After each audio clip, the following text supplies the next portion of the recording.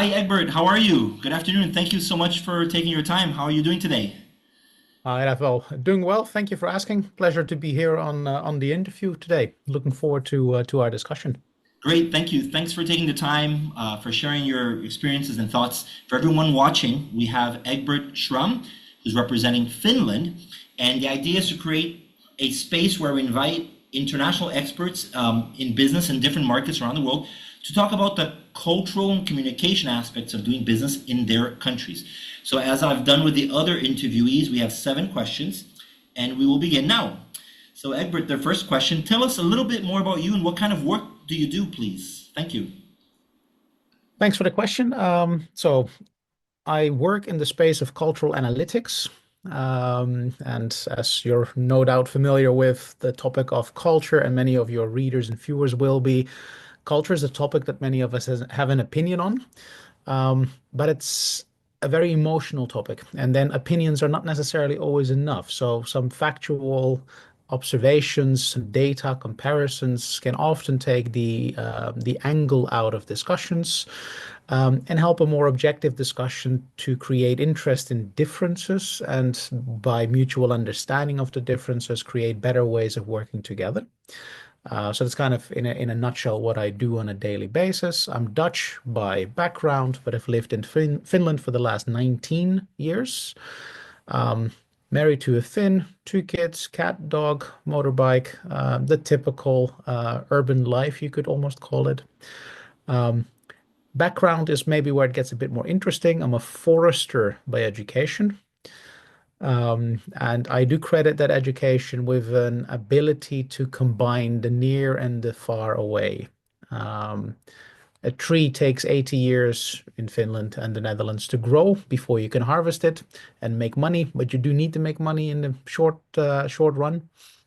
And for me, organizations deal with similar issues.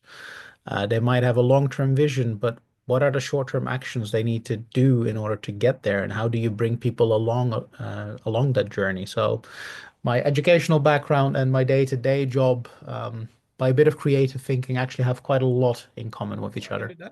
So, little word or short word about the organization that I work for. So, I'm the group CEO at the Culture Factor Group. And what we do at the Culture Factor Group is that we make a topic like culture numerically approachable. What I mean with this is we make national level data available for free on our website because we find it important that people understand where are potential similarities and where are potential gaps. And then the commercial range of our offerings is all about helping people to translate what does culture mean for me as an individual? How does it influence the way of working inside our organization? And from a cross-cultural marketing perspective, how can we find subgroups or subcultures within the countries into which we might potentially expand? So we quantify culture, because we believe that for real collaboration to work, emotions need to be quantified because emotions are very difficult to judge upon. So that's in a nutshell about the Culture Factor Group. No, that's great. That's very interesting.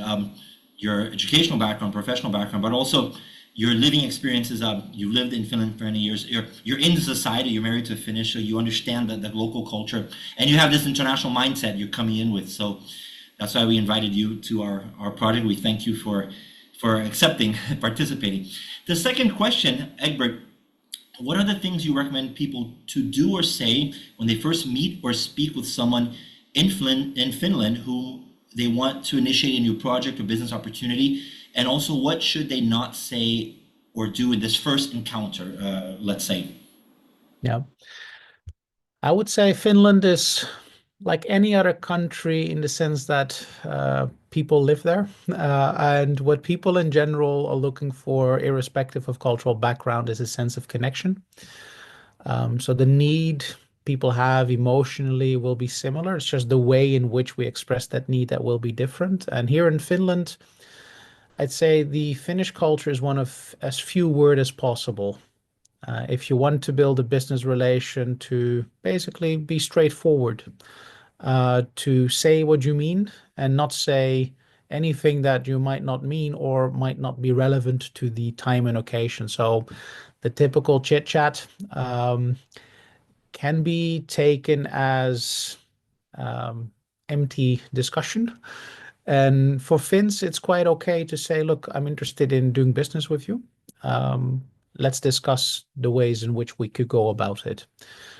So that would be potentially something quite Finnish. It's really straight into the topic, very little chit chat, not too much connection on the personal front because it might not be relevant from a purely functional point of view. Let the relationship part be ignored for the time being. In Finland, that will come later. In some cultures, people are very open to talk about family life, etc., and business will come once you get to know somebody. In Finland, it can be a little bit the other way around. Let's first explore the tangible topic for discussion, and then later, like along the journey, we'll find out more about each other. So it's kind of flipped the relationship aspect upside down.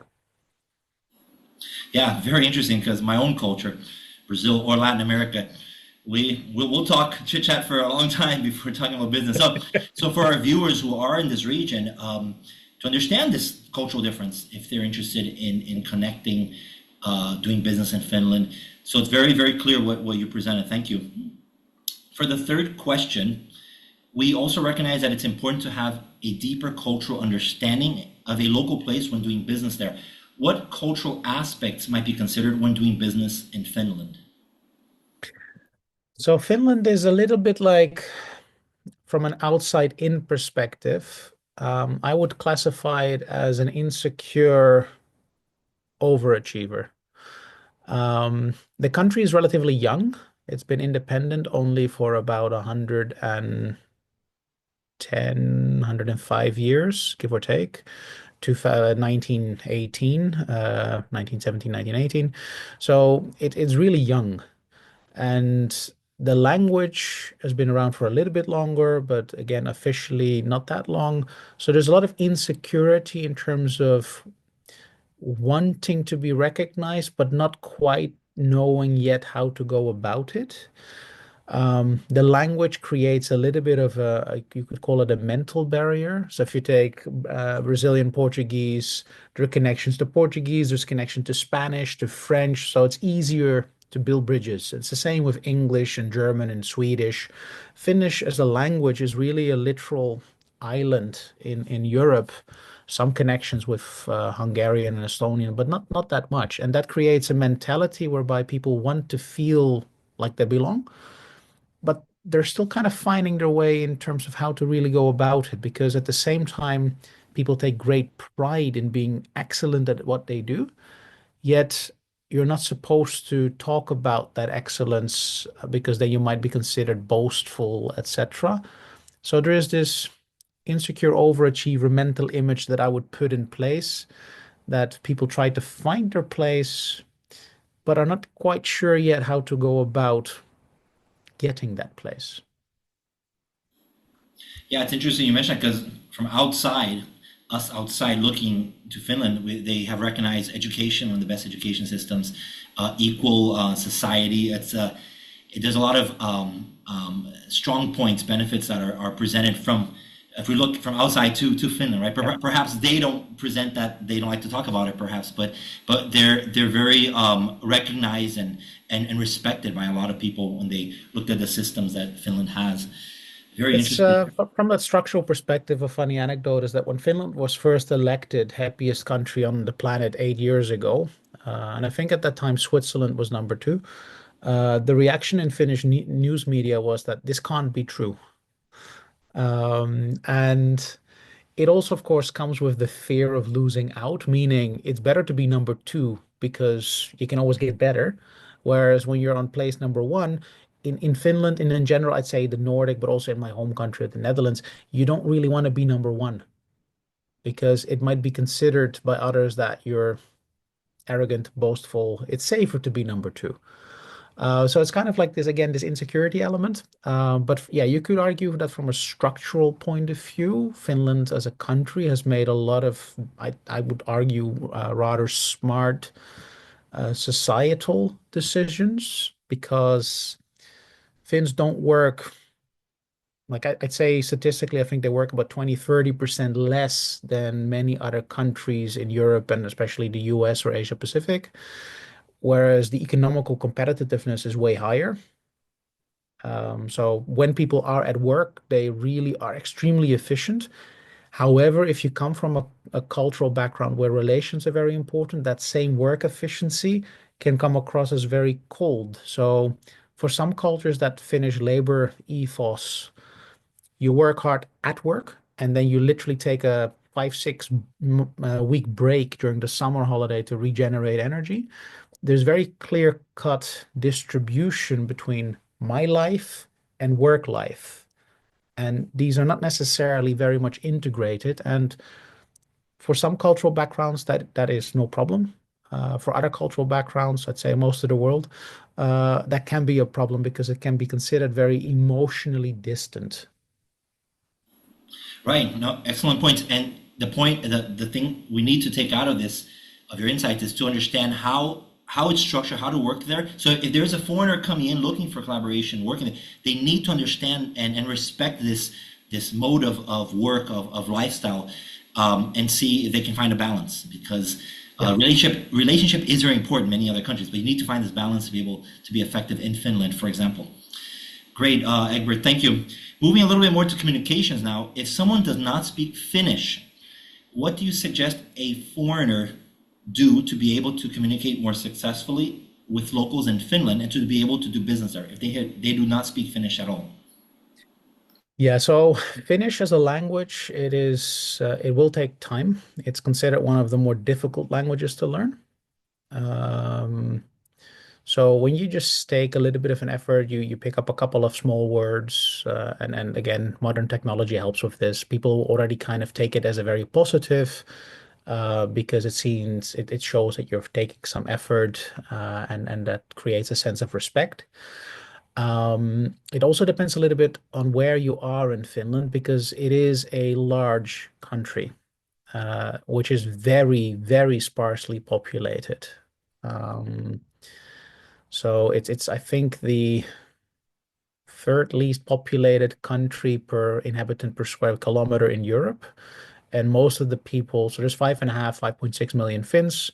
About a third of them live in the lower 300 kilometers of the country. And that means that most people are down south and very few people are up north. So with your business point, it depends a little bit. Are you aiming at the bigger cities or are you really aiming at the wilderness up north?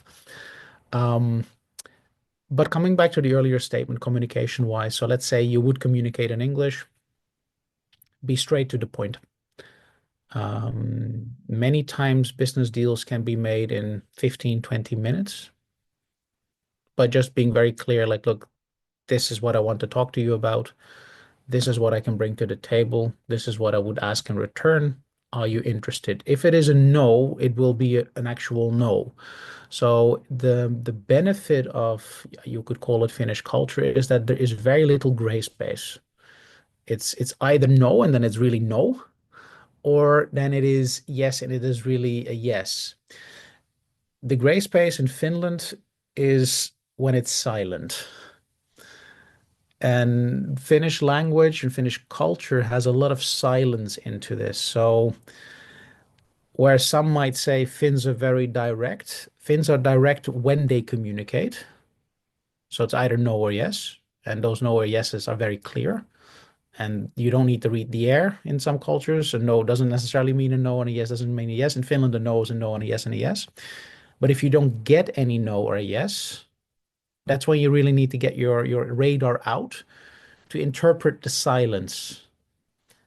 Because that silence, Finnish silence, has many different meanings.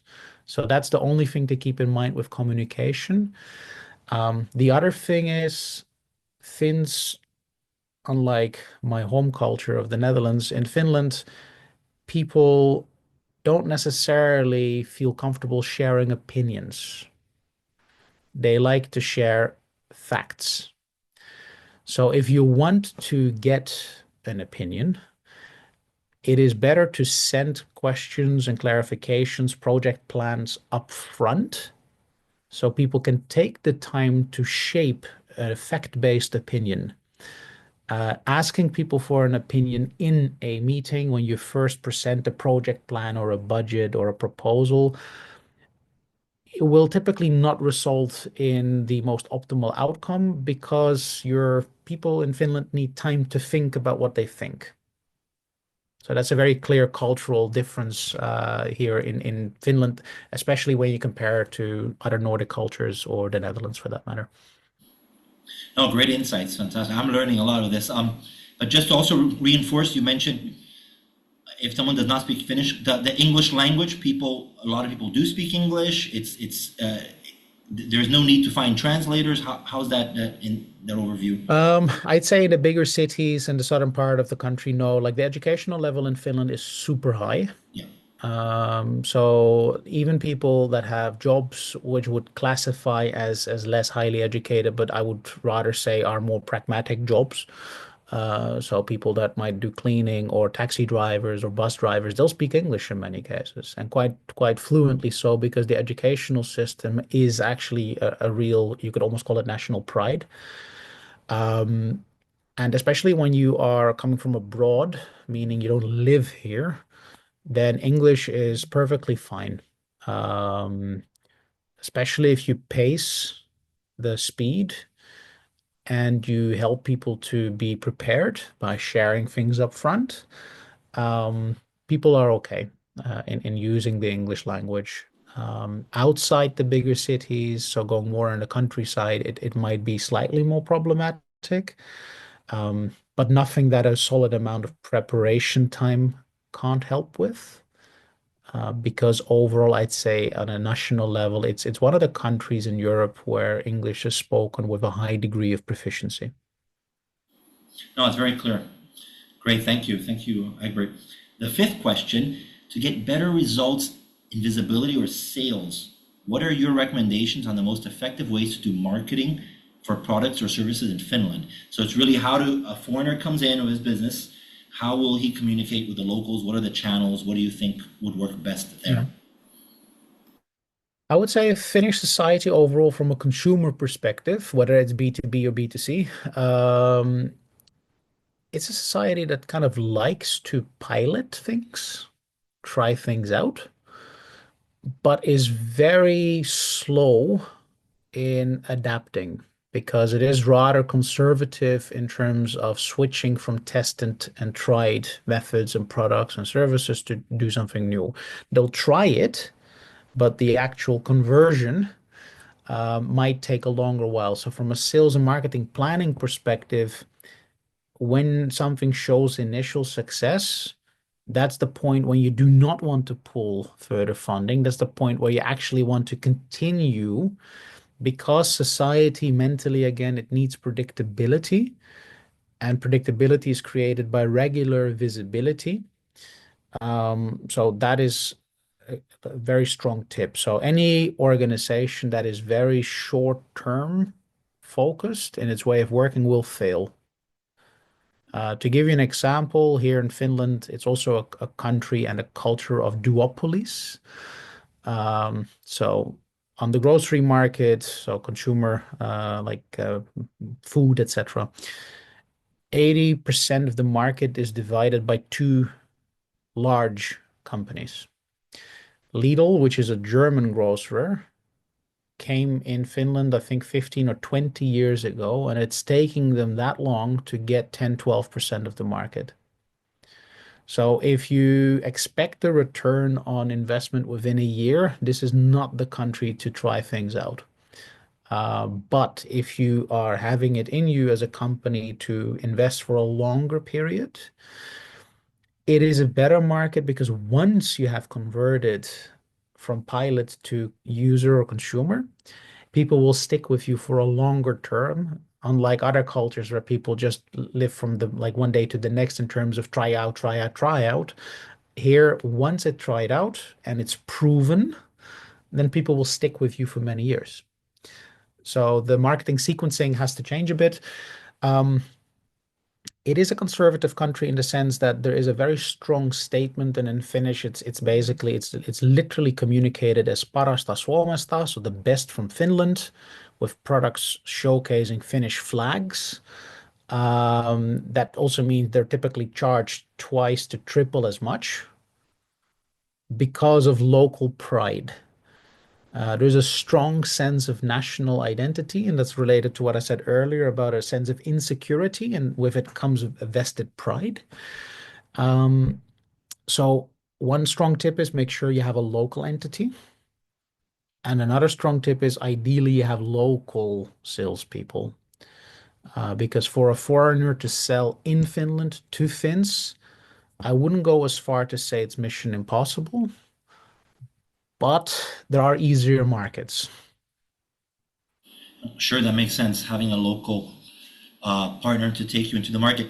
Just to complement in terms of social media, you're a country that is Finland, a country that adopts people use a lot of Instagram, Facebook. What are the channels? Would that also be a channel to do marketing and sales?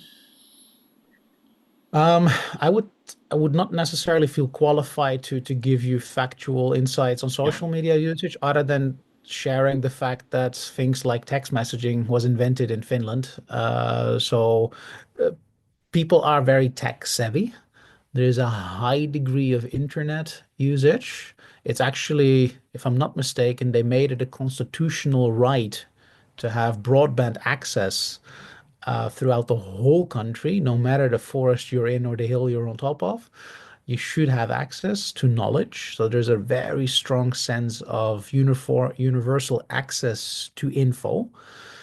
And of course, from a social media perspective, that's good because it means people are used to it. Um, to which degree Facebook marketing, Instagram marketing, social media marketing works in Finland, I would not be qualified to give an answer on that. Sorry. No, no problem. I think my question is more directed towards the businesses thinking of going to Finland. They should do this kind of research to see the usage of Instagram, Facebook, of in terms of selling. So I think but people they have those accounts, they use it obviously. But I think the company coming in has to prepare and do the research, work with a local partner to identify these opportunities Yeah. using these channels, for example. But the other aspects you presented really clear as well. So for the marketing, thank you. Moving to the sixth question, which is really focused on empathy, establishing trust relationship with the locals. If a business partner in Finland wants to get to know you better, takes you out to a local coffee, tea place, restaurant, or a virtual happy hour, what are the kind of topics that people talk about that's not business related? That chit chat that you mentioned initially, in many countries, people, what would you talk about in that little moment of chit chat in Finland? Well, a Finnish habit is sauna. And still in quite a few industries, it's quite okay to go to sauna with people. Many Finnish embassies have sauna events, and you literally, if you're uncomfortable, you can wear swimming trunks and bikinis and the like. But other than that, they're still very classical naked. The idea is we're equal. Our clothes quality, our branding, designers, etc. We have none of it when we're in the sauna, and that means we can really talk face to face. Um, if we talk about something else than business, then sports. Finland has a really high degree of car-related sports people, Formula One, World Rally Championship, car racing. Ice hockey is a very popular sport here, even football, although, well, let's put it this way, they have a way to go. But this is me being too Dutch here. Um, so sports are quite okay. Um, the outdoors, it's a very nature loving country. Everybody, a lot of people will like to be outdoors, hiking, berry hunting, mushroom hunting, hunting itself, depending a little bit on the people you talk to and which part. But if you're outside the big cities, these are quite normal topics that I would say can connect people. So sports, hobbies, outdoors.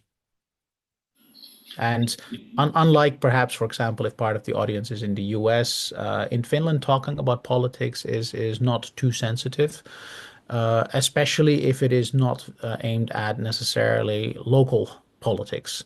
So talking about world politics is not necessarily a big issue. No, great. And I was going to ask about that because some countries mention, no, some of the interviews I've done, they say, don't talk about politics at all. And some of them say it's not a problem. It's good to know. And good to know that we have to take our swimming trunks for meetings in saunas. Instead of a local tea place, let's go to a sauna. So that's another highlight. You're right that people think about Finland and saunas. So that's really interesting. It's a cultural thing as well. Yeah. Moving to our last question, what one word or phrase should everyone learn to say in Finnish and why? The one word that is often used in connection to Finland is the word sisu, and it has multiple meanings. So from the outside in perspective, setting your teeth into something is a very Finnish thing, and it has a positive connotation in the sense that people appreciate it when you show grit, when you do not give up easily, when you take a stance, you defend the stance, when you decide on something, you commit to something. That's the positive side of the word. The other side of the word is that this might sometimes lead to people putting an unnecessary amount of time and energy into something as opposed to trying out something else. So something that people often talk about in growing businesses like fail fast, learn fast, not a Finnish thing. Finnish thing would be take your time to study the situation, make a solid plan, execute the plan, and then take the time to evaluate. So it's a very different approach to pacing business life, pacing negotiations, pacing life in general. The word sisu also reflects a sense of ownership that people really put a lot of pride into it. So when you showcase that sense of ownership, it's appreciated. Trying to wheel and deal, move fast, it's not necessarily the way to go in Finland. That's a great word. We're gonna write it down in the article for everybody to see. So very very interesting word. Thank you. I think this is actually the end of the interview. I really thank you, Edward, for your time, for sharing your insights, recommendations, experiences. I hope this also benefits you. In the article, we will put your contact information. People can contact you directly. Any final comments or recommendations for our viewers? I think my compliments for arranging sessions like this. I think it's very important in international business life that people take the time to understand the markets or market that they're entering, to understand that numbers alone, like GDP or internet penetration rates or purchasing power, they're not necessarily the only reason or the only thing to keep in mind when you expand to other markets. And I think like the tip is still that we should also always forget that despite this coming from a cultural practitioner point of view, cultures divide us, but they can also unite us because we are united in our humanity and in that sense that we all need to feel appreciated, like we belong and like a sense of purpose. It's just the way in which we express these needs that we differ. And I think like podcasts like yours and articles like yours can help people in broadening that understanding of where can we find connections. So job well done and looking forward to the outcome. I really, really appreciate it. I mean, coming from someone with all your background and experience, I appreciate your words. Thank you so much. Have a good day. Thank you so much for participating. You too. Cheers. Bye-bye.